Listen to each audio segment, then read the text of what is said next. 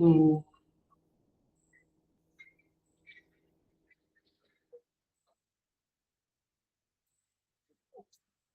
Hmm,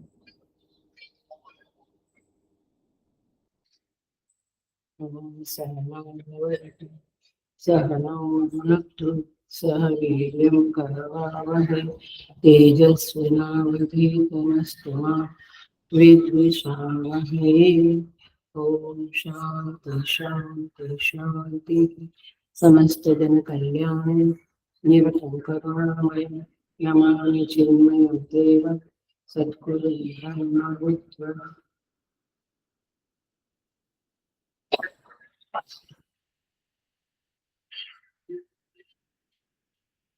So I welcome you all with great love and great respect in this Bhagavad Gita discourses.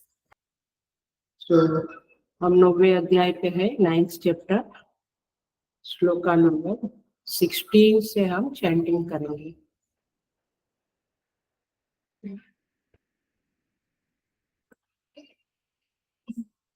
अहम क्रतुरहम यज्ञः स्वधाहमहमौषधम् मंदोऽहम् अहमेवाज्यम् अहम् अग्निरहम् हुतम् पिताहमस्य जगतः माता धाता पितामहः वेद्यं पवित्रमोङ्कार ऋक्सामायजुरेव च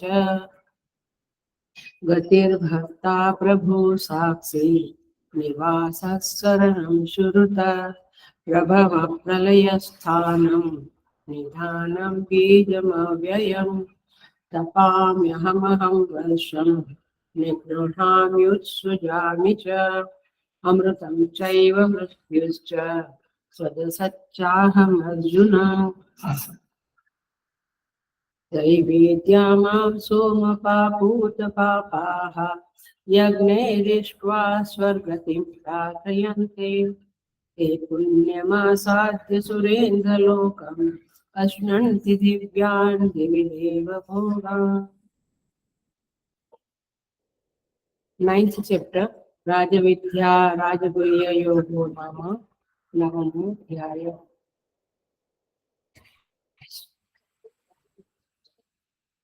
इस अध्याय में भगवान अपना परिचय दे रहे हैं, स्वयं के बारे में बता रहे हैं और इसे भगवान ने राज विद्या का राजगुह्य बड़ा गुह्य योग बताया है। सो 15 नंबर के श्लोक में भगवान एक नई बात बताते हैं जो हम साधकों के लिए बहुत बहुत उपयोगी बात है। यदि आप अपनी साधना के प्रति बहुत जागृत है तो इस बात को जरूर सुनना। वैसे प्रभु ने 2 कैटेगरी के लोग बताए, एक महात्मा लोग जो दैवी प्रकृति को आश्रित करके रहते हैं और भगवान का अनन्य मनस से भजन करते हैं, अखंड भजन करते हैं परमात्मा का, ये है महात्मा। और दूसरे बताए राक्षसीम आसुरीम चैव मोहिनीम प्रकृतिम स्थिताः, माने राक्षसी प्रकृति वाले, आसुरी प्रकृति वाले। आप बोलेंगे हमारे लोग तो ऐसे कोई नहीं, ना कोई संबंधी है राक्षस, ना कोई संबंधी है असुर, हमारे तो कोई ऐसे नहीं है। लेकिन जिस तरह से श्लोक को समझा है, खाओ पियो और मौज करो, रोटी कपड़ा और मकान, उसके सिवा और कुछ नहीं। सो ऐसे लोग जो भगवान का भजन नहीं करते हैं, केवल पैसा कमाना, खाना पीना, मौज मजा करना, उसी में जीवन बिताते हैं, वे सभी लोगों को भगवान ने राक्षसी आसुरी प्रकृति वाले कहे। ठीक है। अब इन दोनों का वर्णन करने के बाद भगवान ने महात्मा लोगों के बारे में खास बताया। भगवान कहते हैं सततम कीर्तयन्तु, मंडे को क्लास में बताया था, सततम कीर्तयन्तु। महात्मा कौन है? जो सतत कीर्तन करता है। कीर्तन के प्रकार बताए थे, याद आता है? केवल हारमोनियम मंजीरा लेके नहीं, लेकिन अपना जीवन ही अपने प्रभु का कीर्तन करे। हम निकले तो लोग कहे बड़े सात्विक है, रास्ते से निकले तो लोग कहे बड़े भजन कीर्तन में मस्त रहते हैं, इनको संसार का कोई इतना झमेला नहीं है। तो हमारा जीवन ही हमारा कीर्तन है। सततम कीर्तयन्तो मां यतन्तः च दृढ़व्रताः। यतंत माने प्रयत्नशील लोग, जो साधना करने के लिए तड़पते हैं, अपना शेड्यूल फिक्स करते हैं कि इतने बजे इतना जप करना, इतने बजे योगा करना, इतने बजे स्टडी करना, इतने बजे मेरे प्रवचन होते हैं, अथवा हम शास्त्र पढ़ते हैं, पढ़ाते हैं, एटसेट्रा।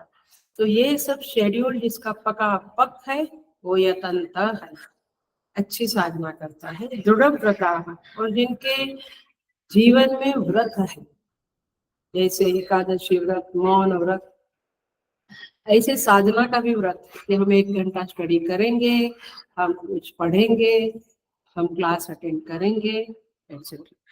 नमस्यन्तश्च मां भक्त्या नित्ययुक्ता उपासते।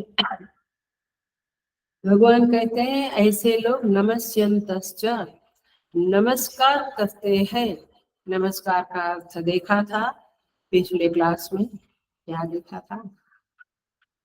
नमस्कार का अर्थ यह कि आपके विचारों के आगे मेरे विचार को मैं झुका दूंगा। मतलब कि I will not be arguing your insisting when you से समथिंग। मैं आपकी बात को मान लूंगा, सर आंखों पे चढ़ा दूंगा। ये है नमस्यन्तश्च का अर्थ। ऐसे लोग उपासते, भगवान कहते हैं ऐसे लोग महात्मा है और वे हमेशा भगवान की उपासना में मस्त रहते हैं। नहीं, मैं पूरे दिन में 5 माला करता हूँ तो मेरी उपासना बहुत अच्छी होती है। जरा ये श्लोक पढ़ लेना और इसे अपने जीवन के साथ जोड़ देना। फिर 15वें श्लोक में भगवान ने कहा, हमने लास्ट टाइम देखा था, फिर भी रिपीट कर लेते। ज्ञान यज्ञेन चाप्यन्य। भगवान कहते हैं कुछ लोग ज्ञानी लोग, ये ज्ञानी लोग जो है वे भी मेरी उपासना करते हैं। कैसे करते हैं? एकत्वेन पृथक्त्वेन बहुधा विश्वतो मुखम। बहुत इंपॉर्टेंट श्लोक है आपकी साधना की टेस्ट करने के लिए कि what type of sadhana you are doing. ये श्लोक को जरा सा समझते। एकत्वेन, एकत्वेन का अर्थ है मुझ में और भगवान में कोई फर्क नहीं है। मतलब कि हम दोनों में भेद नहीं है। अहम ब्रह्मास्मि, ये साधना करने वाले लोग, अहम ग्रह उपासना की साधना करने वाले लोग क्या करते हैं? एकत्वेन। ये लोगों की साधना एकत्वेन माने कहीं फर्क नहीं है मुझ में और भगवान में, तो ये है एकत्वेन, अभिन्न भाव से, भिन्न भिन्न नहीं है। दूसरा है पृथक्त्वेन। पृथक्त्वेन का अर्थ होता है अलग अलग, माने मैं अलग और मेरे विष्णु भगवान अलग, मैं अलग और शिव जी अलग। मोस्टली हम लोग यही टाइप की साधना करते हैं कि भगवान शिव है, मैं हूँ, मैं भगवान से प्रार्थना करता हूँ, मांगता हूँ, थैंक्स कहता हूँ, एक्सेट्रा एक्सेट्रा। तो मोस्टली लोगों की साधना पृथक्त्वेन है। उसमें एक बात ध्यान रखने जैसी है, वो ये है विष्णु मेरे आराध्य है। चलो, अब शिव कौन है? तो शिव भी, गणपति भी, देवी भी, सब कोई विष्णु का ही रूप, ऐसा मानना। सभी जो अलग अलग रूप है वे मेरे प्रभु के रूप है, ये मानना जरूरी है। आया ख्याल में आ रहा है? पृथक्त्वेन, एकत्वेन में तो सवाल ही नहीं है। पृथकत्वेन में क्या है, मैं अलग, मेरे प्रभु आराध्य प्रभु अलग, लेकिन बाकी के जो देव देवता है वे भी मेरे प्रभु के रूप है। ऐसा समझना, माने आप जब हेलो हेलो आप जब शिव जी को बिल्व पत्र चढ़ाते हैं तो उस समय में आपको ये भावना करनी है कि ये मेरे विष्णु भगवान का ही एक रूप है, मैं उन्हीं को ये चढ़ाता है, अलग अलग देवता है ऐसा नहीं मानना। इसे क्या कहेंगे, पृथक्त्वेन।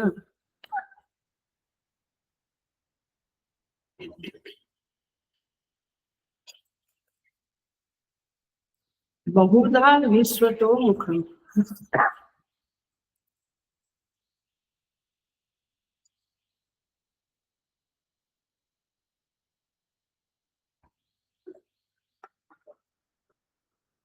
बहुधा विश्वतो मुखम, इसका अर्थ ये हुआ विश्वतो मुखम, पूरा विश्व जो है उसमें जो भी नाम रूप है, नदी पर्वत मनुष्य पशु पक्षी, मनुष्य के नाम रूप अलग, पेड़ों के नाम रूप अलग, सब कुछ जो है वो मेरे प्रभु का रूप।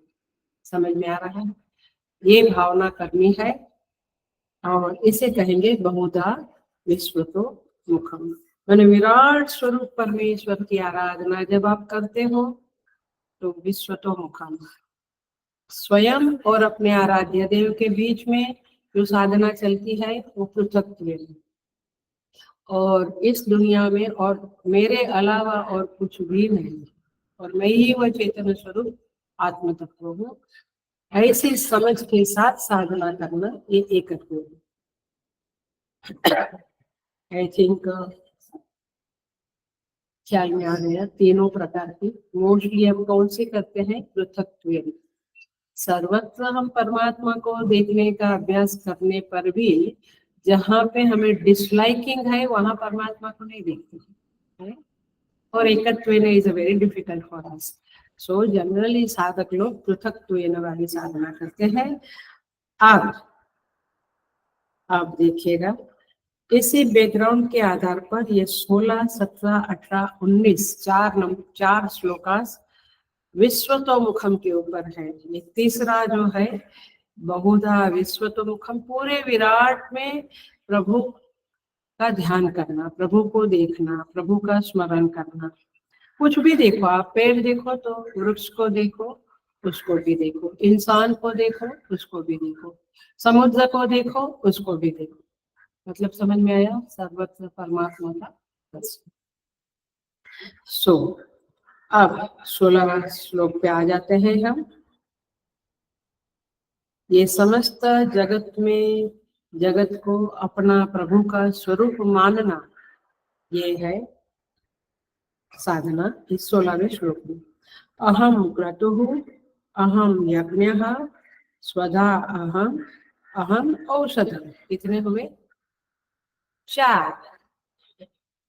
पढ़ते पढ़ते ही अटेंशन होगा तो ख्याल में। अहम क्रतु, अहम यज्ञ, मैं ही क्रतु हूँ, मैं ही यज्ञ हूँ।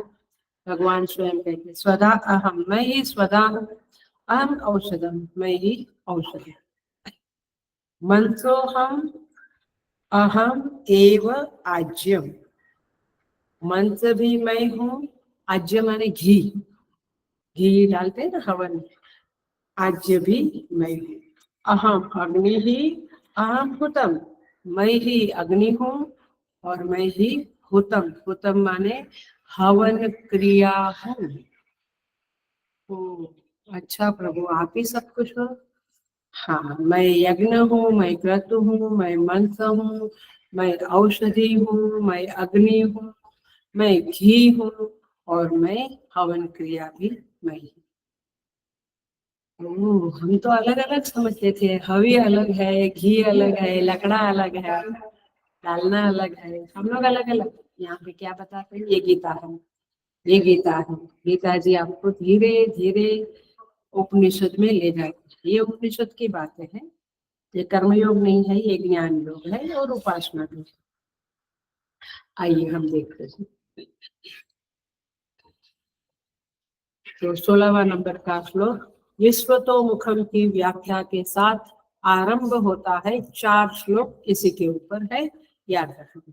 सो भगवान सबसे पहले अपना परिचय कराते हैं। अहम क्रतुः अहम यज्ञः। क्रतु शब्द का अर्थ जो है वह भी यज्ञ ही है। क्रतु माने यज्ञ ही, लेकिन क्रतु शब्द वैदिक शब्द है। श्रुतियों में यज्ञ को क्रतु कहते हैं, स्मृतियों में यज्ञ को यज्ञ कहते हैं। पकड़ी बात? श्रुति में यज्ञ को क्रतु कहते हैं, स्मृति में यज्ञ को यज्ञ। पकड़ा?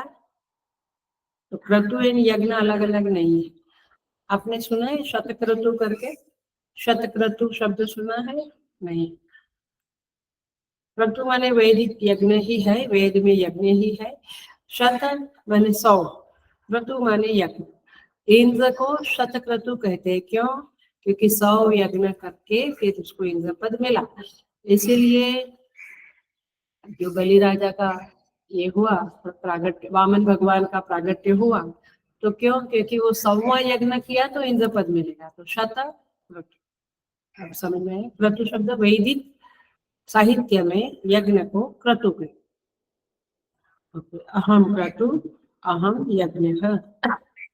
आपको ये ज्यादा याद नहीं रखना है, लेकिन अभी जो बात आएगी वो अत्यंत अटेंशन से याद रखना पड़ेगा, तभी आप गीता को कुछ कुछ समझे हैं ऐसा लगेगा। नहीं तो हाँ मुझे पता है भगवान ही यज्ञ है, भगवान ही हवन है, भगवान ही लकड़ा है, मैं लकड़े को भी नमस्कार, वो सब ठीक है। आपकी समझ सही होनी चाहिए। और ये अभी शुरू होगा क्लास, सही समझ के लिए ध्यान से सुनो। तो भगवान कहते हैं श्रुति प्रसिद्ध क्रतु भी मैं हूँ, श्रुति प्रसिद्ध यज्ञ भी मैं हूँ, और साथ ही इस कर्म के जितने भी कारक हैं, कारक माने 7 विभक्ति बताई है। विभक्ति माने केस, CASE, केस आया है स्कूल में? कन्नड़ा में नहीं आता है। कारक, कर्म, अपादान, संप्रदान, अधिकरण नहीं, इसको विभक्ति में।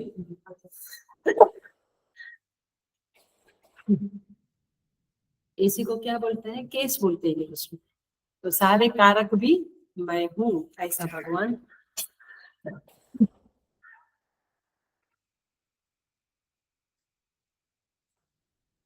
कहना चाहते हैं। देखिए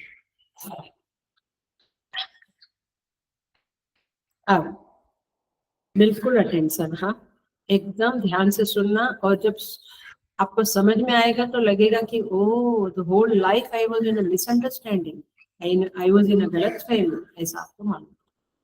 परमार्थतः स्पिरिचुअली ध्यान दिया जाए तो भगवान जब कहते हैं कि मैं ही यज्ञ हूँ, इसका अर्थ यह है बाधित वृत्ति से मैं यज्ञ हूँ। बाधित वृत्ति माने निगेशन, निगेशन बाध करना, हटा देना। बाध माने हटाना, बाध माने हटाना, निगेशन करना। बाधित वृत्ति से यज्ञ मैं ही हूँ।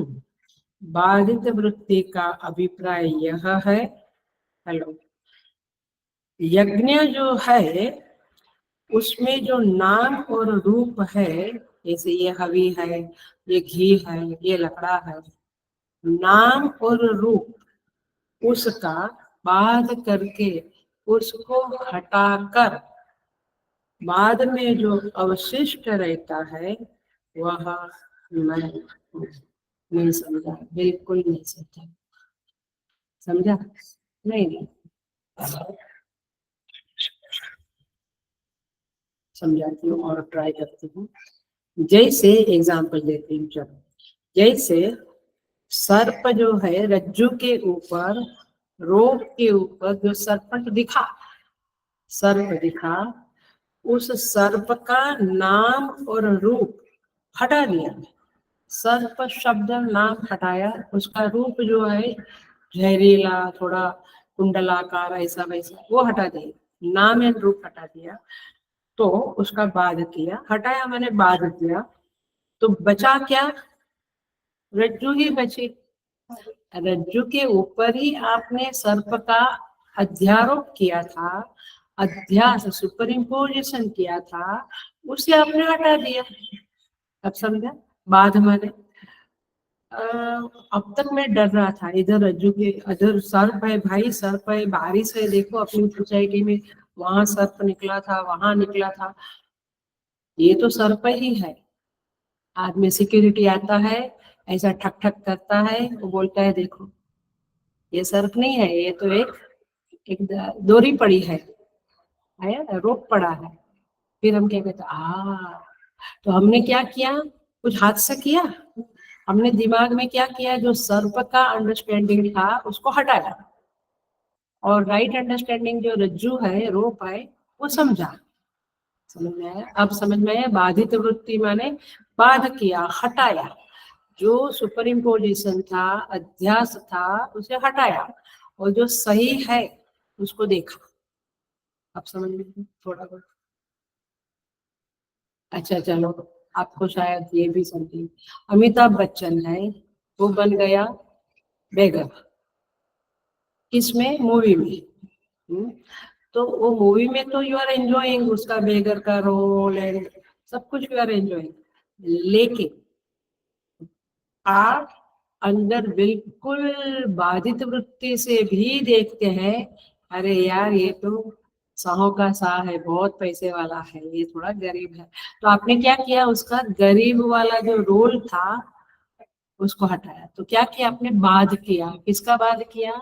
सुपर इम्पोजिशन था ना, वो तो 3 घंटे के लिए मूवी में हम देख रहे थे, तो सुपर इम्पोजिशन को हटा के अमिताभ को देखा, तो आपने बोला कि नहीं नहीं, ये तो बहुत पैसे वाला है, ये तो जू में, ऐसा बम्बई में रहता है बंगलो में, जलसा बंगलो का नाम। तो आप समझ में आया? तो आपने क्या किया? बाध किया। अब ये तो एग्जाम्पल्स हो गए। अब आपको दृष्टांत, ये दृष्टांत हो गए, अब आपको दाष्टांत या दाष्टांत माने जिसके लिए आप दृष्टांत दे रहे हैं, जिस बात को प्रूव करने के लिए, वो मैं अब बोलने जा रहे हैं। सो जब भगवान कहते हैं यज्ञ मैं हूं, तो आपको क्या करना है? भगवान का जो ये यज्ञ रूप है, यज्ञ नाम है, उसे हटाना है। हटा दिया तो क्या आया? क्या आया? ब्रह्म ही आया। मूलतः ब्रह्म ही है। मूलतः अमिताभ बच्चन श्रीमंत है, वो बन गया गरीब। ऐसे ये मूलतः प्रभु सच्चिदानंद रूप है, वे बन गए यज्ञ। बन गए माने उनके ऊपर हमने यज्ञ का अध्यास किया। तो यज्ञ शब्द नाम एंड रूप को हटाया, तो जो बचा वो ब्रह्म ही है। जैसे सर्प में नाम रूप का बाध किया, जो बचा वो रज्जु है। अमिताभ बच्चन के ऊपर से गरीबी का रोल हटा दिया, ओरिजिनली श्रीमंत है। सो जैसे आप देखो, भगवान क्या कहते हैं? अहम क्रतुः अहम यज्ञः। ठीक है, भगवान कहते हैं मैं ही क्रतु हूँ, मैं ही यज्ञ। अब आपको क्या करना है? आपको क्या करना है? अब देखो, रज्जु बोलती है, रज्जु उवाच, रज्जु ने कहा, क्या कहा? सर्प मैं ही हूँ। आखिर में सर्प तो उसी के कारण दिख रहा था, तो वो क्या बोली? सर्प मैं ही हूँ। समझ में आया? तो आपने सर्प को हटाया और रज्जु को देख लिया। प्रभु कहते हैं यज्ञ मैं ही हूँ। आ रहा है? मैं एक ही बात को अलग अलग तरह से कोशिश करती हूँ, शायद कुछ आपको क्लिक हो जाए। तो भगवान क्या बोले, यज्ञ मैं ही हूँ, तो आपको क्या करना है, वो यज्ञ की क्रिया, यज्ञ का नाम, रूप वो हटा दिया, तो क्या बचा अंदर, आ रहा, ये है साधना, ये साधना। तो जब रज्जु ऐसा बोलती है कि सर्प मैं हूँ, हेलो, बिल्कुल अटेंशन से ये बात सुन लेना, समझ लेना। जब रज्जु ऐसा बोलती है मैं ही सर्प हूँ, तो अज्ञान जन्य सर्प के सर्पत्व को बाधित करने के बाद जो है वो रज्जु है। सर्प सहित रज्जु रज्जु नहीं है, मैंने सर्प भी दिखता है और हम कहे ये तो रज्जु है आया, ये मूर्खता है। सर्प भी दिखता है और आप कहते हैं ये रज्जु है। ऐसे मेरे को ये पेड़ दिखता है, ये कंटीला पेड़ है, ऐसा है वैसा है, और फिर ये भगवान आ रहा है। सर्प का सर्पत्व बाधित करने के बाद जो बचता है, बाधित करने के बाद माने अब मुझे इसमें सर्प नहीं दिखता है, सिक्योरिटी ने बता दिया कि ये तो डोरी पड़ी है, हाँ, अब मुझे नहीं। ऐसे सिक्योरिटी माने कौन, गुरु, गुरु ने बता दिया कि ये जगत क्या है, प्रभु का ही रूप है, बट कैसे, सर्प सहित रज्जु नहीं, सर्प को हटा के रज्जु, वैसे ये जगत के नाम रूप को हटाकर जो बचता है, नहीं यार मुझे रमेश प्रिय है, सूरज प्रिय नहीं है, हाँ, तो आपने नाम को तो पकड़ के रखा, फिर क्या भगवान देखेंगे आप, आ रहा है।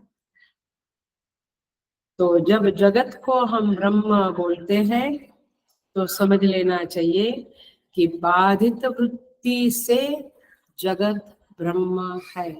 जगत जगत रहते हुए उसे आप ब्रह्म नहीं कहेंगे। सर्प, रज्जु सर्प रहते हुए आप रज्जु को रज्जु बोलेंगे, वो तो सर्प है, ऐसी आपकी समझ है। तो जगत क्या है, नाम रूप का पसारा है, तो जगत तो है और फिर वह ब्रह्म है, नहीं, उसको बाध करने के बाद नेम रूप को, इसीलिए संत लोग सब में समान देखते हैं, क्या मतलब हुआ, वो नाम रूप को नहीं देखते, तो सब में भगवान को देखते। समझ में आई बात। तो बाधित वृत्ति से जगत ब्रह्म है, ये पक्का कर लो। तो जगत ब्रह्म है, ये ज्ञान हुआ, और हमने जगत का बाध करके जगत में प्रभु को देखा। आया, ईशावास्य को याद करना, पहला ग्रंथ हमारा कोरोना के पीरियड में, जून महीने में या अगस्त महीने में। तो अभी एक और गहरी बात बताने जा रहा हूँ, ये बेस हो गया तो चारों श्लोक आपको कुछ है ही नहीं, ऐसा ही समझो, बेस पक्का का। अब जिसे ज्ञान नहीं है, ज्ञान पे आरूढ़ नहीं हुआ है, उसे जब कहा जाता है कि जगत ब्रह्म है, तो क्या देखेगा, ओ ये पेड़ भी ब्रह्म है, ये समुद्र भी ब्रह्म है, माने समुद्र समुद्र है और ब्रह्म है, पेड़ पेड़ है और ब्रह्म है, ऐसे देखना है, बाधित करके देखना है। सो जब, हाँ, तो अभिप्राय ये है, अब क्या करेंगे, आपको ज्ञान तो है नहीं, बाधित वृत्ति कैसे करना आता नहीं है, तो आप क्या करेंगे, जगत ब्रह्म है ऐसी भावना करते हैं, वो भी ठीक है, उसे उपासना कहते हैं। क्या कहते हैं, उपासना। तो ब्रह्म की भावना करनी है जगत में। अब इसको जरा सा समझे, थक नहीं गए ना, टायर्ड नहीं हो गया ना, टायर्ड समझ में आ रहा है ना, धीरे धीरे देखिए। अब ये उपासना है, ये भावना है कि हम पेड़ में भी भगवान को देखें, इसमें भी, उसमें भी, मूर्ति में भी।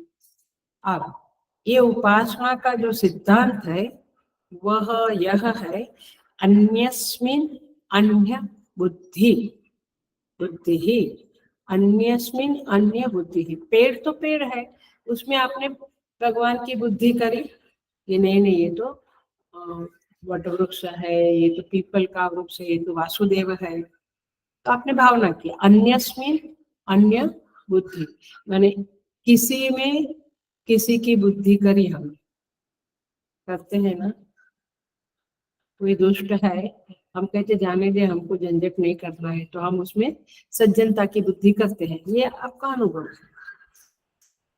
अन्यस्मिन अन्य बुद्धि, तो एकदम अटेंशन, एकदम अटेंशन।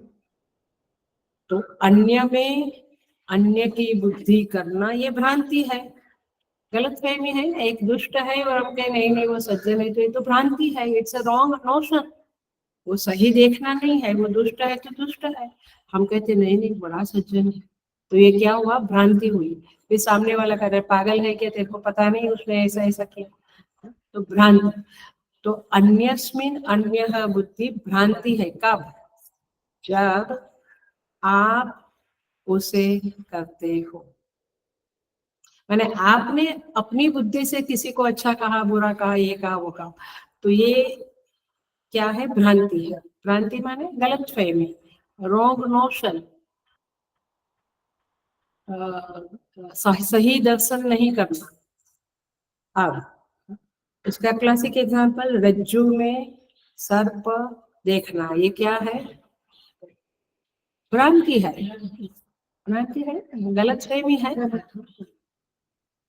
तो रज्जू में सर्प की बुद्धि बनाना भ्रांति है, लेकिन हल्लो, बिल्कुल अटेंशन, लेकिन जब शास्त्र अन्यस्मिन अन्य बुद्धि कराता है, कैसे बोलती हूँ, शास्त्र जब अन्य में अन्य की बुद्धि कराता है तो वह बन जाती है उपासना, उसे उपासना कहते हैं। एग्जाम्पल, अग्नि में देव की भावना, हम नमस्कार करते हैं ना अग्नि देवता को बोल के, तो ये कौन बताया कि अग्नि में, अग्नि कोई देवता नहीं है, अग्नि अग्नि तत्व है, महाभूत है, लेकिन उसमें देवता की भावना कौन कराया, शास्त्र कराया। हेलो, आप अटेंशन दो, नहीं तो मेरा मूड बिगड़ेगा, मुझे लगेगा कि मैं बकवास कर रही हूँ।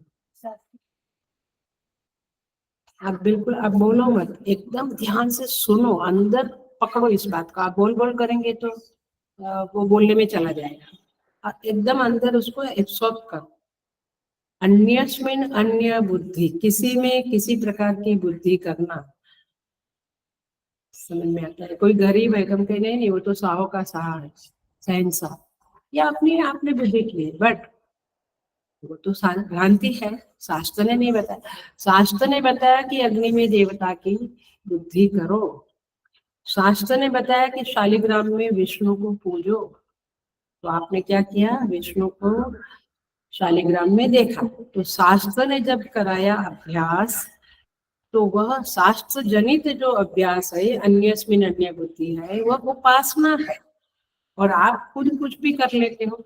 आजकल के बच्चे कहते वाई वाई, शालिग्राम में ही क्यों विष्णु करना, शालिग्राम में शंकर क्यों नहीं करना, कर और मत, सालों सालों साधना कर, कुछ फल मिलने वाला नहीं है, क्योंकि शास्त्र ने जो कहा है वही करना है, शास्त्र ने नहीं कहा है वो नहीं करना। इसलिए आप भी, मजेदार लोग होते हैं, मुझे बोलते हैं देखो मेरा बेटा कितना इंटेलिजेंट है, वो पूछता है कि शालिग्राम में मैं क्यों विष्णु की करूं, और मैं तो आजकल ऐसे ही कर रहा था, तो अच्छा कर रहा था, जो गुरुजनों की और परंपरा के अनुकूल कर रहा था। तेरा बेटा महामूर्ख है, क्योंकि उसको शास्त्र पढ़ाया नहीं है, तूने, उसने पढ़ा नहीं। समझ में आ गई। तो उपासना और भ्रांति का ख्याल आया, फर्क है। भ्रांति मैंने आपने अपने आप से किसी चीज में किसी चीज की भावना कर डाली, बाद में पछताते हैं, ये भी।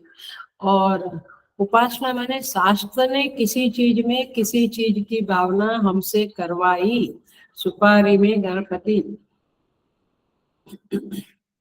शालिग्राम में विष्णु, लिंग में शिव, आया।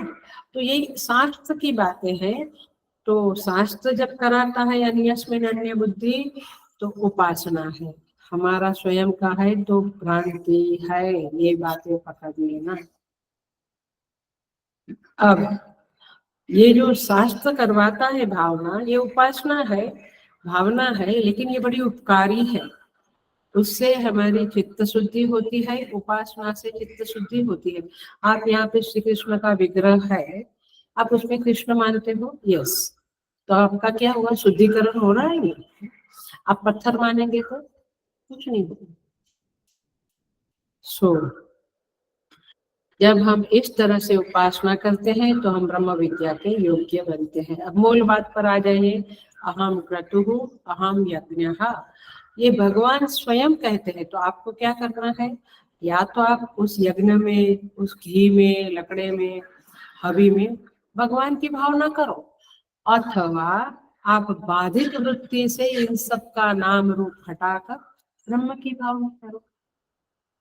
either you become ज्ञानी और you become उपासक, उपासना करो या ज्ञान प्राप्त करो, but you should be clear in what you are thinking, what you are doing। नहीं तो सब गड़बड़ गड़बड़ से नमस्कार भी करते हैं और फिर सही समझ नहीं होती है।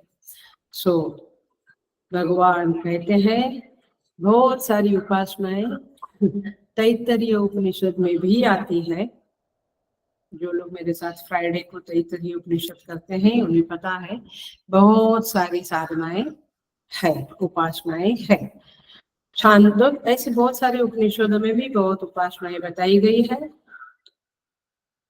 छांदोग्य उपनिषद में बताया है कि जगत ब्रह्म है, जगत ब्रह्म है। सर्वम खलु इदम ब्रह्म, सर्वम माने सब कुछ, खलु माने वास्तव में, इदम माने यह ब्रह्म, ये सब कुछ ब्रह्म है, ऐसा आपको उपासना करनी है। साथ में छांदोग्य उपनिषद की ये श्रुति बताती है, तज्जलानीति शांत उपासित, अर्थात ये सारा जगत ब्रह्म है, इसके लिए क्या आधार देती है श्रुति माता, तज्जलानीति, अर्थात तस्मात् जायते, ज माने जायते, जायते माने पता है, जायते माने उत्पन्न होना, जननम पुनरपि जननम, जायते माने उत्पन्न होना। ओके, तस्मिन् जायते, तस्मात् जायते, तस्मिन् लीयते, उसी में, इस जगत में से ही हम उत्पन्न हुए।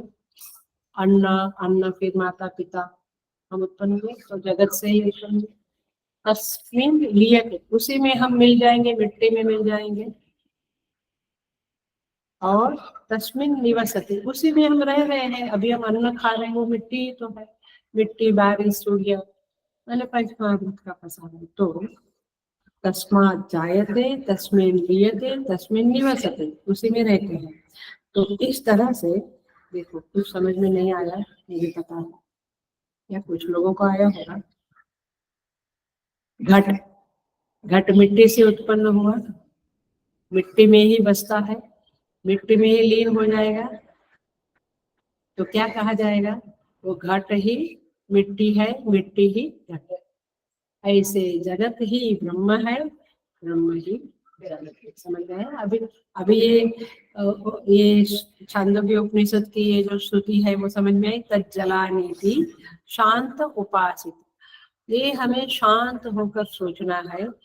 ये जगत जो है जो उसी से उत्पन्न होता है, उसी में रहता है, उसी में लीन हो जाता है। आखिर हम कहाँ जाते हैं, मृत्यु के बाद कहाँ जाता है, इसी परमात्मा में ही तो निवसित रहता है। सो ये उपासनाएं इस तरह से करनी है। आप कहेंगे क्या ये सब मेरे भाई, नहीं तो भी क्या चलता है दुनिया में, मॉल चलता है, पिज्जा चलता है, मैक्सिमम डॉक्टर चलता है आजकल ये वायरल फीवर की वजह से, या पैथोलॉजी लैब चलती है, टीवी चलता है, कुछ में कुछ तो चलता है। तो ये चलाओ ना दिमाग में कि सारा जगत ये प्रभु का रूप है, उसी में से सब कुछ उत्पन्न हुआ, उसी में सब कुछ टिका हुआ है, उसी में सब कुछ लीन होगा। आपकी बुद्धि विशाल हो जाएगी, आपका विजन विशाल होगा, आपका चित्त उदार होगा, विशाल बड़ा होगा, और तब जाके शुद्धि होगी। जितना चित्त बड़ा उतना चित्त शुद्ध। जितना हम केवल मैं, मेरा घर, मेरी पत्नी, मेरा बच्चा, उतने में ही आपका जीवन है, तो आपका चित्त बहुत संकीर्ण है। थोड़ा सोसाइटी, गांव, शहर, देश, राज्य, फिर विश्व, तब जाके उदार चरिता नाम वसुदैव कुटुंबकम्। कौन सारी पृथ्वी को कुटुंब मानता है? उदार। हमारा एक बच्चा, दो बच्चा, घर में 5 लोग, 4 लोग हो गया, ऐसे ही। सो इस तरह से निश्चय ही यह जगत ब्रह्म है, ऐसा सोचना, ऐसी उपासना करनी चाहिए। आपने बाधित वृत्ति कर दी तो फिर ज्ञान प्रकट हो गया आपका। बट सो जब हम उपासना करते हैं तो वृत्ति को बाधित करने की जरूरत नहीं है। जब बाधित करती है, जब वृत्ति बाधित करती है नेम एंड फॉर्म को, तो फिर आपके अंदर ज्ञान प्रकट होता है। जो ईशावास्यम हमने शुरू किया था, उसको इसी आज के क्लास के संदर्भ में चिंतन करना, इसी तरह से चिंतन करना। आइदर यू आर डूइंग ईशावास्यम इदगम सर्वम, उपासना कर रहे हो आप, या ज्ञान वृत्ति से जगत को बाधित करके उस ईश्वर को देख रहे हो। आप खुद अपनी साधना देखो। मुख्य वृत्ति से तो ये साधक, ये वाक्य सार्थक नहीं होगा। अहम क्रतु अहम यज्ञ, वो बात है। भगवान अग्नि बन गया तो अग्नि तो मुझे जलाती है, तो भगवान मुझे जलाया, ऐसे नहीं। जैसे मैंने वो कथा कही थी, फिर से याद आ गई। तो गुरु ने प्रवचन किया, वो हाथी भी ब्रह्म, महावत भी ब्रह्म, सारे लोग भी ब्रह्म। वो क्लास पूरा हो गया, गुरु बोला भिक्षा लेने जाओ। वो भिक्षा लेने गया गांव में, हाथी आया रास्ते में, थोड़ा पागल हो गया था वो, मदोन्मत्त हो गया था। तो महावत चिल्ला रहा था, हट जाओ हट जाओ। लेकिन ये शिष्य विचार कर रहा था, हाथी में भी ब्रह्म है, मैं क्यों हटूं। आया हाथी, एक लात मारा, हॉस्पिटल चला गया। क्यों? क्योंकि महावत भी तो ब्रह्म का रूप है। आधा ज्ञान नहीं, आधा ज्ञान डेंजरस है।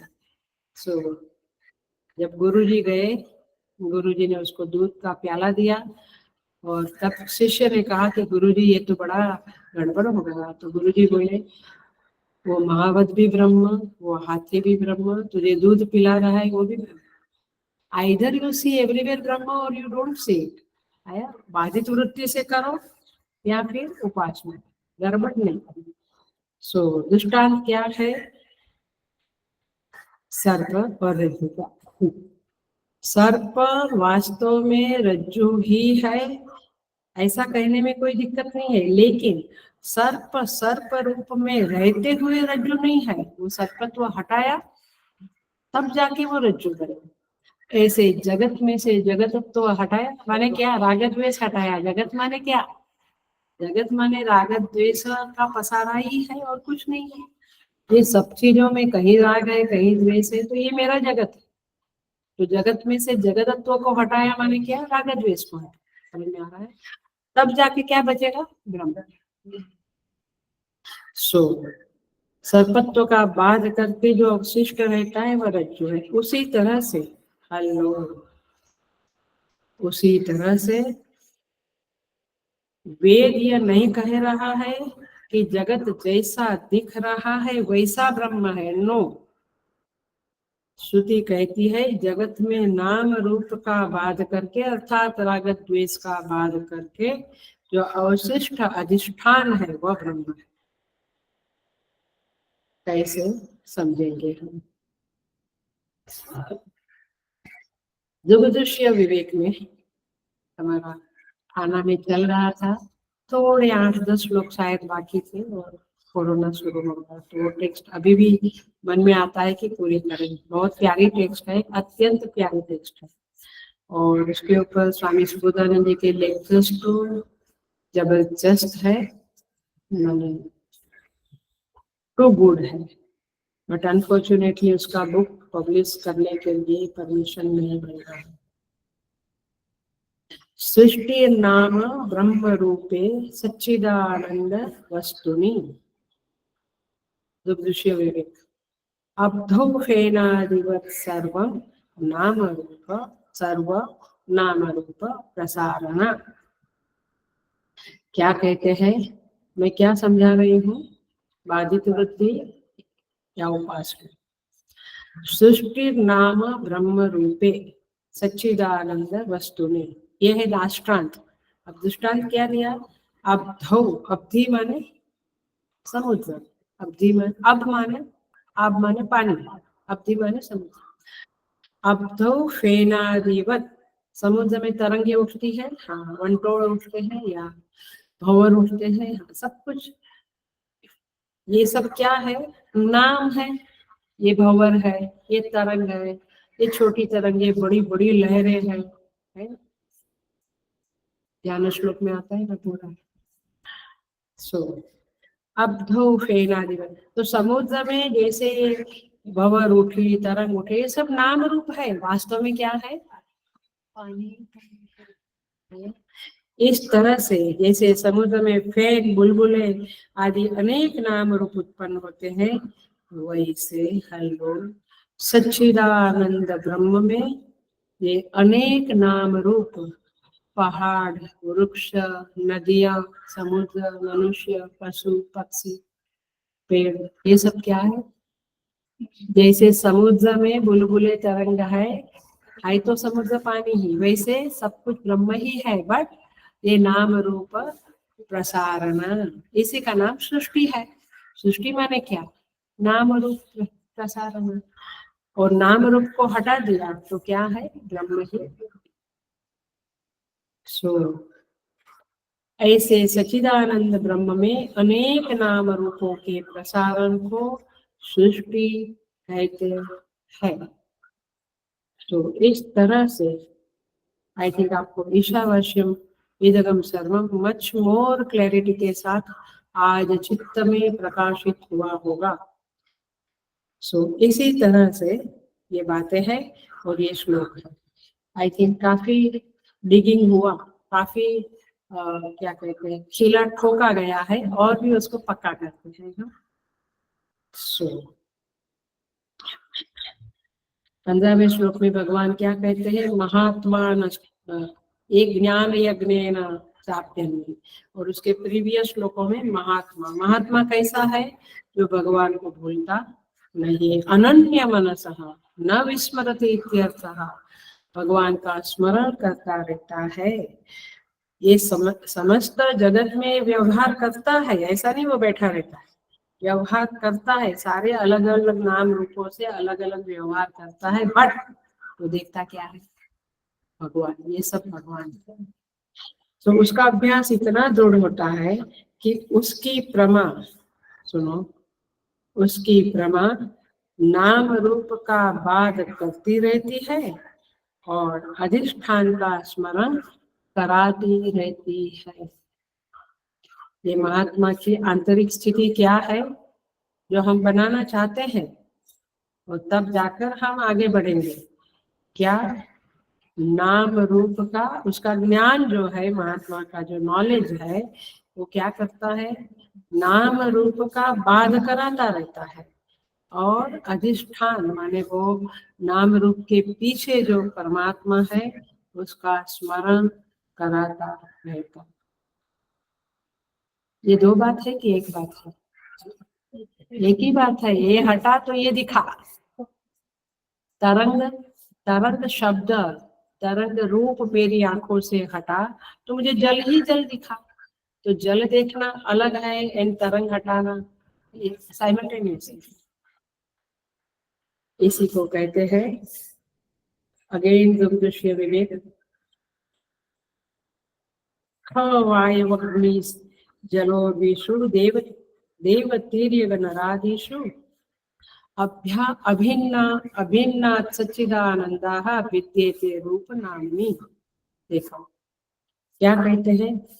हम माने आकाश, आकाश, वायु, अग्नि, जल, पृथ्वी, ये पंच महाभूत, देव, तिर्यक माने पशु, जो आड़ा चलता है ना, अपन सीधे चलते हैं, पशु आड़ा चलते हैं। तो तिर्यक, नराधसु, देवता, पशु, मनुष्य, सब में अभिन्न सच्चिदानंद।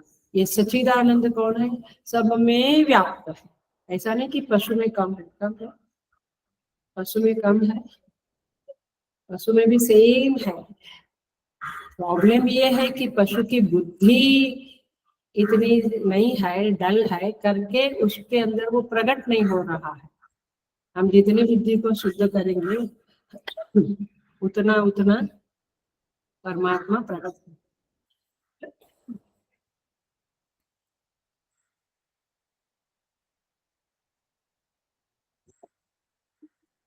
तो यहाँ पे कहते हैं विद्यते नाम रूप, माने पांचों महाभूत के रूप और नाम अलग अलग होने पर भी सच्चिदानंद सब में सेम है, अभिन्न है। इसीलिए हे साधक, साधना क्या बनेगी तेरी? अगेन दुर्दृश्य विवेक कहता है उपेक्ष्य नाम रूपे द्वे सच्चिदानंद तत्परः समाधि सर्वदा कुर्यात् हृदये वा अथवा बहिः। कहते हैं कि ये नाम रूप को उपेक्षा करना सीखो। हम क्या करते हैं? नाम रूप को दृढ़ पकड़ के रखते हैं। अपने बेटे का नाम सुरेश है तो दूसरे जितने भी सुरेश है वहां लगाव हो जाता है, प्यार हो जाता है। नाम इतना प्यारा, सोसाइटी, एरिया, कहाँ कहाँ अपना लगाव बन जाता है राग द्वेष से। भगवान कहते हैं उपेक्ष नाम रूप, नाम रूप की उपेक्षा करो और फिर सच्चिदानंद तत्पर, उस नाम रूप के पीछे जो सतचित आनंद परमेश्वर परमात्मा विराजमान है उसे देखने की कोशिश। ये वही बात है जो हमेशा हम कहते हैं वृक्ष को देखो और उसको भी देखो। तो अधिष्ठान स्वतः प्रकट होता है। देखो किसी व्यक्ति के लिए मैं एक लौकिक एग्जाम्पल देती हूँ, हाउ इजी दिस इज। ये जो साधनाएं बताते हैं शास्त्र में, चाहे प्रकरण ग्रंथों में, वे हम कर सकते हैं वैसी साधना है तब बताते हैं। हम नहीं कर सकते ऐसी साधना कोई ऋषि मुनि नहीं बताएगा।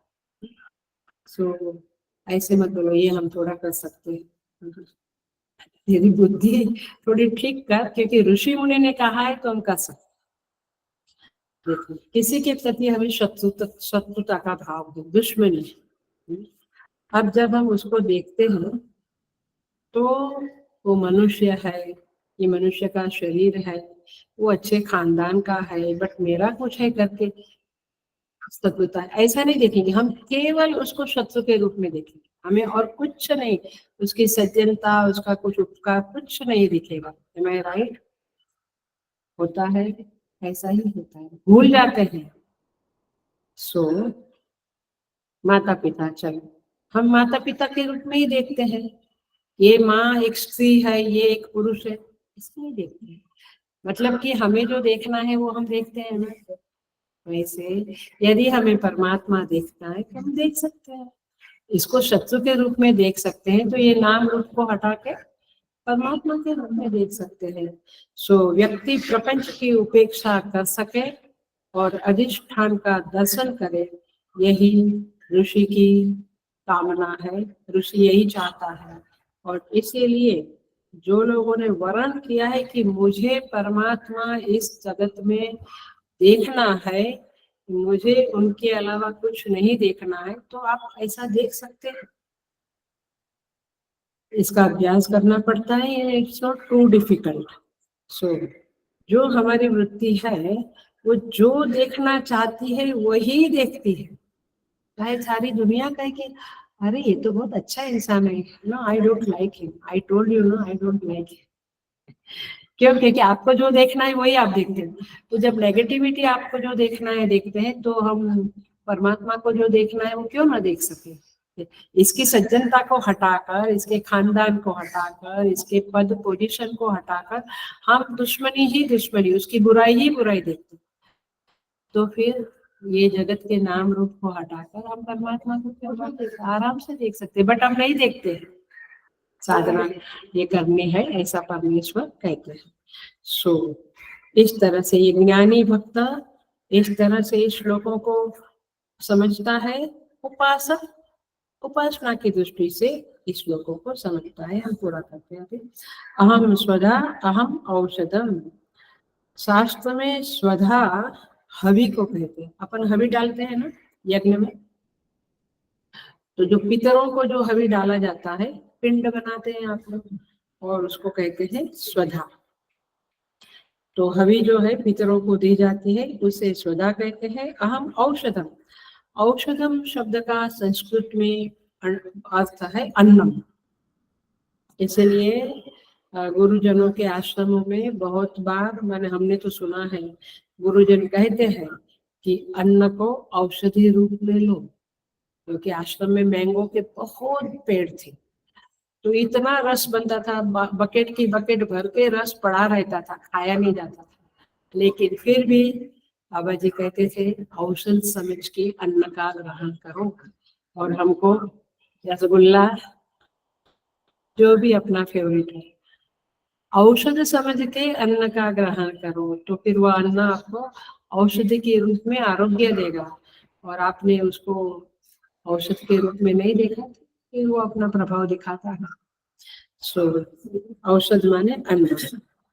अब भगवान भाष्यकार कहते हैं पितरों को जो हवि देते हैं वो स्वधा है, और औषधि का अर्थ भाष्यकार कहते हैं सारे प्राणी जो खाते हैं, माने हमारा खाना गेहूं चावल है, किसी का नॉन वेज है, पशु पक्षियों का अलग है, तो जो भी अन्न जो भी खाते हैं उसे अन्न कहते हैं अथवा उसे औषध कहते हैं।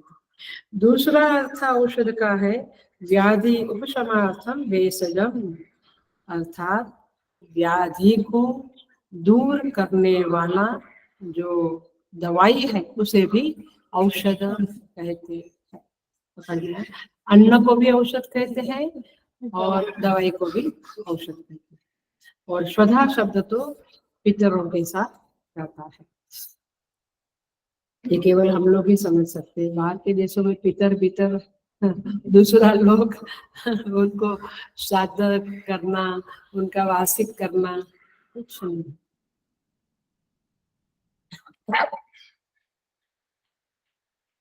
आगे बढ़ते हैं। सेकंड लाइन में भगवान कहते हैं मंत्र एव अहमेव आज्यम। मैं जो मंत्र बोला जाता है, जब आहुति देते हैं तभी मंत्र बोला जाता है, वो मंत्र भी मैं ही हूँ। जैसे भूर्भुवः स्वः तत्सवितुर्वरेण्यं भर्गो देवस्य धीमहि धियो यो न प्रचोदयात् स्वाहा इदं न मम। तो मंत्र भी मैं हूँ। अहमेव आज्यम, घी भी मैं हूँ। अभी समझ में आ गया ना? घी और मंत्र माने उसका नाम रूप हटा दिया तो तत्व में वो वही। देवताओं को घी की आहुति देते हैं, वह भी मैं हूँ। अहम अग्नि ही, मैं ही अग्नि भी हूँ। और हवन क्रिया भी अहम हुतम, हुतम माने हवन क्रिया, हवन क्रिया भी मैं ही हूँ। सो इस तरह से इस मंत्र का अभिप्राय यह है कि क्रिया, कारक और कर्म सब कुछ मैं ही हूँ। क्रिया, कारक, कारक माने 7 विभक्तियां, माने कर्म, करण, संप्रदान, अधिकरण, सब कुछ मैं हूँ। तो इस तरह से क्रिया, कारक और कर्म। कर्म माने जो वस्तु हम चाहते हैं उसे कर्म कहते हैं। जो वस्तु हम चाहते हैं उसके लिए हम क्या करते हैं? कर्म करते हैं। तो कर्म भी मैं हूँ, सब कुछ मैं ही हूँ। सो इस तरह से भगवान क्रिया, कारक और कर्म में संपूर्ण जगत को समेट लेते हैं और कहते हैं कि सब कुछ मैं ही हूँ। गंभीर साधक के लिए ये श्लोक अत्यंत महत्वपूर्ण है। और ये चारों श्लोक, बट ये बेस जो बनाया, अब 3 श्लोक में कुछ ज्यादा कहना नहीं है, क्योंकि बेस बन गया आपका। बेस क्या बना? नाम रूप को बाधित करके परमात्मा का स्मरण करो। सर्प में सर्पत्व को बाधित करके उसको रज्जु रूप में देखो। सर्प भी देखो और रज्जु भी देखो, ऐसा नहीं। हमारे जगत को जगत रूप में भी देखो और ब्रह्म को भी देखो ऐसे नाम रूप का बात करना चाहिए। सो इस प्रकार की या तो उपासना करो या ज्ञान प्राप्त करो, और ब्रह्म के अलावा और कुछ नहीं है, इस बात को दृढ़ करो। क्योंकि चेतन पूर्विका यम सृष्टि ही, शास्त्र कहता है कि सृष्टि पहले केवल चेतन रूप थी, ब्रह्म रूप थी, बाद में ये जगत आया। पहले केवल जल था, फिर तरंगे आई, बुलबुले आए। सो इस तरह से यहाँ पे ये पूरा होता है। हम थोड़ा सा और देख लेते हैं। देखिए, थोड़ा एग्जाम्पल देने से आपको ठीक लगे।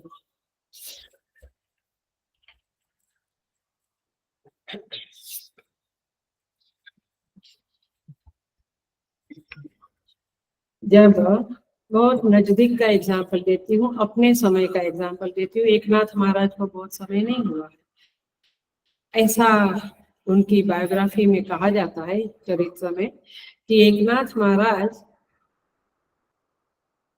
ने गांव के शुद्ध लोगों को भी भिक्षा के लिए बुलाया, तो ब्राह्मण लोग हट गए, वो उठ गए, पता है ना ये स्टोरी, और बोले हम भोजन नहीं करें। तो फिर एकनाथ महाराज ने उन लोगों को तो दे दिया, शुद्ध लोगों को, लेकिन पितरों को स्वयं आवाहन किया, और पितर स्वयं भिक्षा ग्रहण करने को आए और श्राद्ध लेने के लिए पंक्ति में बैठ गए पितर लोग। तो मतलब कि ये स्वधा दी जाने वाली चीज है, पितर लोग उसे ग्रहण भी करते हैं। ये बात का आप विश्वास पक्का करो इस बात से। और इसलिए शास्त्र की बातें जो है, स्वधा अहम, मंत्र अहम, औषधम अहम, ये श्रद्धा रखो।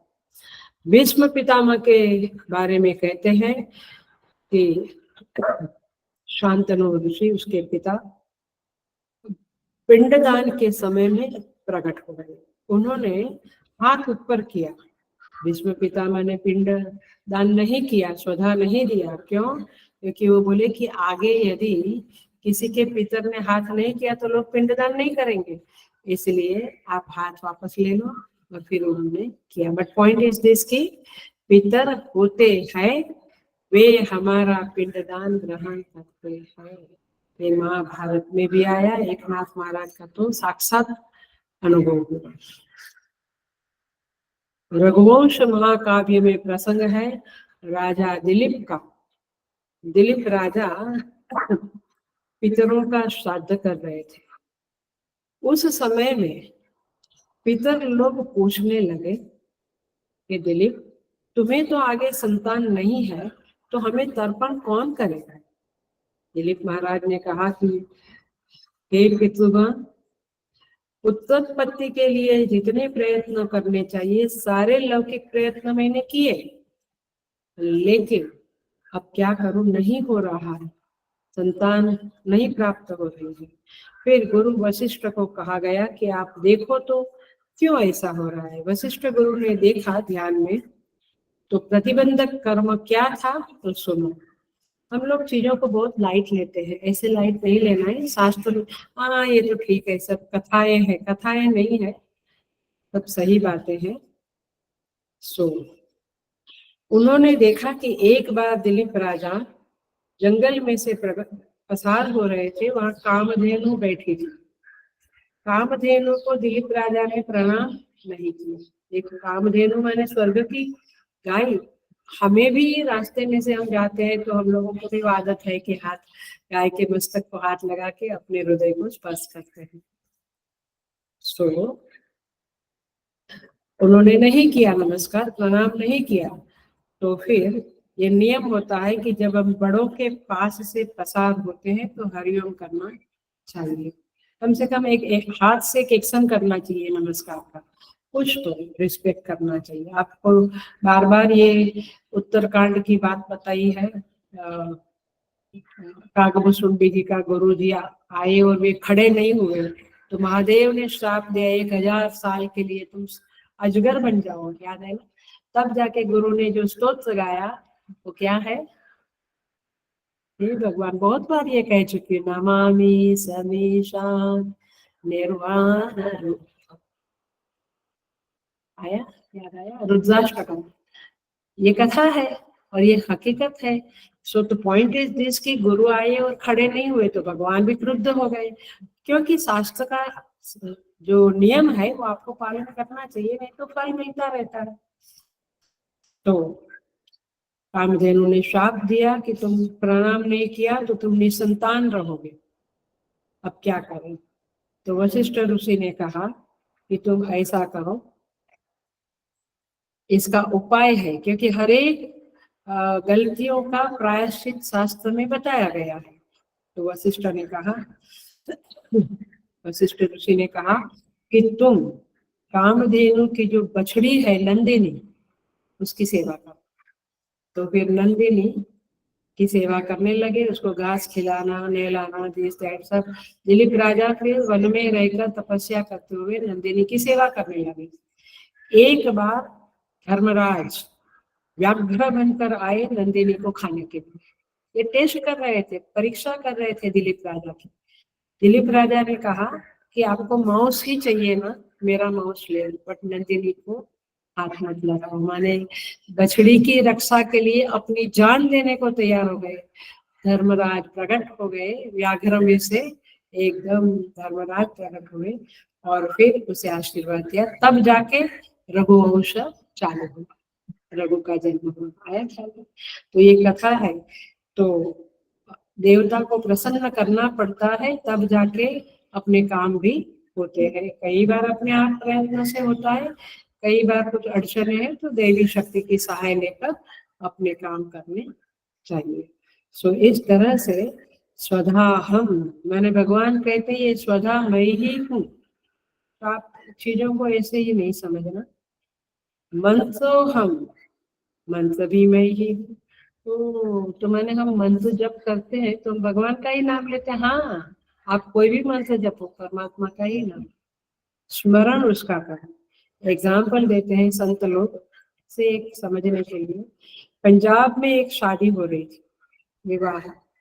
जो वर पक्ष था उसका पंडित ठनाठन था, माने विद्वान था, और कन्या पक्ष का जो पंडित था, पंजाब की बात, कन्या पक्ष का जो पंडित था वो थोड़ा वीक था, माने नॉट सो विद्वान।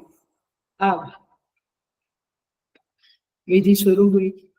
कन्या पक्ष के पंडित ने पहले बोलना शुरू किया, मंत्र बोलना, और वो मंत्र श्राद्ध का और तर्पण का बोल रहा था। वो क्या रहा था? शादी। अब ये वर पक्ष वाला विद्वान पंडित बैठा बैठा सह चुपचाप सहन किया। थोड़ी देर बाद उसका गुस्सा गया, उसने उठकर 2 तमाचा मारा वो पंडित को, बड़ी धमाल हुई वगैरह वगैरह, हल्ला गुल्ला हुआ। लेकिन पॉइंट क्या है, आप गड़बड़ गड़बड़ नहीं कह सकते हैं। परमात्मा मंत्र रूप है, बट कौन सा मंत्र कब कहाँ लगाना ये सब आपको आना चाहिए। सो देवताओं को संस्कृत भाषा समझती है, इंग्लिश भाषा नहीं समझती है हर लोग। तो जिस देवता का, इसलिए बहुत बात पता नहीं, अभी पता चला मुझे काफी समय से, बट पहले पता नहीं था। फिर भी हमेशा मैं आग्रह करती थी बचपन से कि संस्कृत में श्लोक बोलो। उसके हम लोग गुजराती लोग, हमारे दादी माँ वगैरह गुजराती बुक, उसका मीनिंग रहता था। माने गीता का भी गुजराती में ट्रांसलेशन या श्लोकों का भी गुजराती, वो मजा ही नहीं आती थी, वो पढ़ने में कुछ संतोष नहीं होता था। बट धीरे धीरे समझा कि यस, संस्कृत के श्लोक संस्कृत में ही पढ़ने चाहिए, उसका ट्रांसलेशन करके पढ़ते हैं वो ठीक है। बट देवता के साथ यदि आपको अनुसंधान करना है, रेपो बनाना है, सीधी बात है ना, सामने वाला मराठी है तो आप मराठी में बोला तो देखो पटाख से रेपो बना, और फॉरेनर है तो इंग्लिश में बोलो।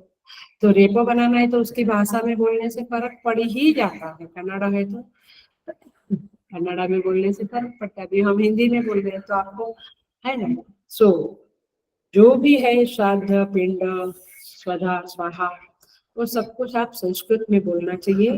देवताओं की भाषा, पितरों की भाषा संस्कृत है। तो द पॉइंट इज दिस कि भगवान कहते हैं सब कुछ मैं हूँ, स्वधा भी मैं हूँ, माने पितरों। औरंगजेब के बारे में कहते हैं कि उसका पिता, उसने पता है ना जेल में बंद कर दिया था, पता है, जेल में डाल दिया था बाप को, और गद्दी पे बैठ गया था औरंगजेब। अब आपको पानी का कोटा इतना ही देना चाहिए, उससे ज्यादा नहीं। तो एक बार बाप ने ज्यादा पानी मांगा तो बोला आपको इतना ही फिक्स किया है, उतना ही पानी मिलेगा। तब वो बोलता है शाहजहां, तब वो बोलता है कि हिंदुओं में तो मर जाने के बाद भी बाप को जितना पानी चाहिए उतना दे देते, अर्पण करते हैं। वो तो जिंदा बाप को है, लेकिन कर्म के फल इधर के इधर ही है। औरंगजेब भी पानी के कारण ही मरा, क्योंकि जब उसको पकड़ा गया तो पानी चेक करने के लिए कोई नहीं था। वो हमेशा नौकरों से खाना पानी चेक करवा के फिर पीता था। अभी कोई था नहीं तो पानी पिए भी तो मर गया। तो द पॉइंट इज दिस की कर्म के फल इधर के इधर ही। सो स्वधा हम, मैं स्वधा हूँ, मैंने सब कुछ परमात्मा ही है, बट बाधित वृत्ति से है, ये बात को न भूले। और इस तरह से आज का क्लास आप नेक्स्ट क्लास में आते हैं तो पढ़ के आइएगा या सुन के आइएगा वापस, क्योंकि ये बेस है।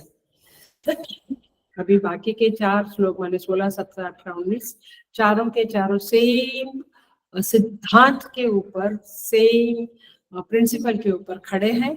तो हम सीधा सीधा थोड़ा ही रेफर करके सीधे सीधे लोगों को ले लेंगे।